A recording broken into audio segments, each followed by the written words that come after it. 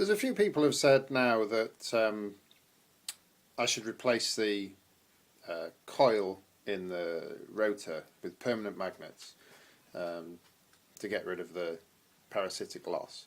And that's fine, I've thought about that. And I've seen one other case where it's been done, which is T. Changley 21.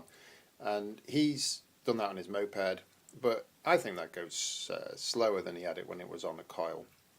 So I don't really want to do that. And it's hassle, and you've got to make something, and you know. Let's look for something a bit more practical. So what I've got so far on this is I've got the ability to vary my coil voltage using this potentiometer, which feeds into the PWM that's in there, which is fed off the three-phase rectifier, which is this is the Heath Robinson one. I have got another one, but I haven't just bothered to put it on. So that's just the 6 diodes, and there's a capacitor on the back, which I put on to smooth it. Whether it makes a difference is another story. I didn't notice any difference. Anyway, so when I turn the throttle, I get some field voltage. This is going to get a bit noisy. Okay, and that's only on when I'm on the throttle. So if I run on-off throttle, on-off, then I don't get parasitic loss as long as I'm off the throttle, which is fine. But that's not how you ride, really. You like to just keep the throttle on just a little tiny bit. So that's fine, but if I give it too much beans and I'm too low a voltage, and it won't do it here because I'm only on a, well, just about on a turbo trainer without any weight on it, then it'll cog. And if I turn it right down, probably will cog now. There you go. So that was even too little for the voltmeter. So what I tend to do is keep this about 12 to 14 volts, which is more than I'm setting it to there. There we go. And then it's okay. And if I want to give it a good hammering, like a top speed run, then I'll turn this up and it'll be, you know, 18, 24, that sort of thing. But 24 is really pushing it. So what I really want is the ability to, when I'm just tickling along on low throttle, run this at maybe 5 volts, 8 volts, something like that, and just draw 3 or 4 amps. Then your parasitic is quite low.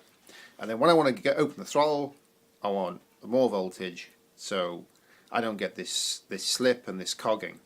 But that's more parasitic loss. So what I really want is a proportionality to the amount of load on the controller.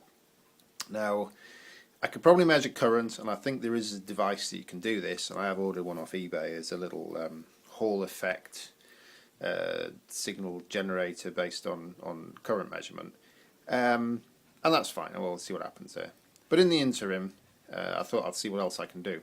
So, my little rig that I saw at the start is based on taking the voltage which comes from the meter wire that you get on these controllers and ground. So that's the charging port, just with the live taken out, because I use that on the switch to activate the controller. So that then runs up, and that's live, and that's ground.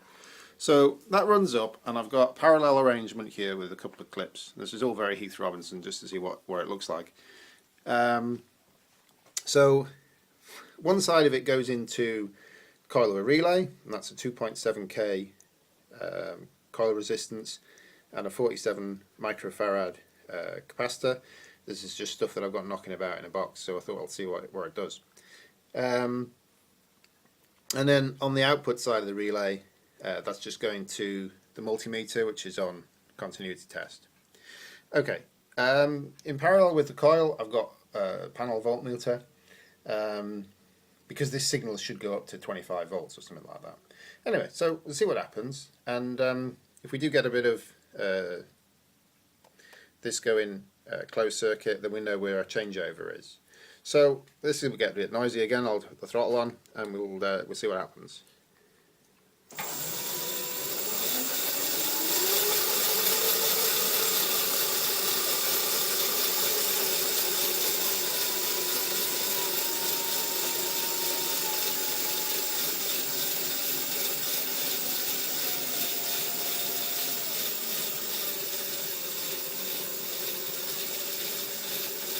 Okay, so we've got, I'll turn that round again.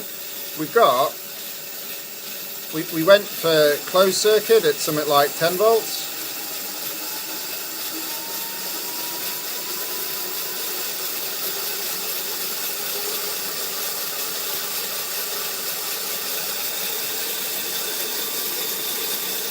And then when I reduce that slowly, we'll go open circuit.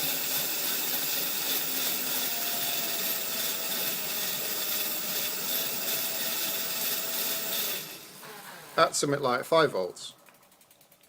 So that's probably okay.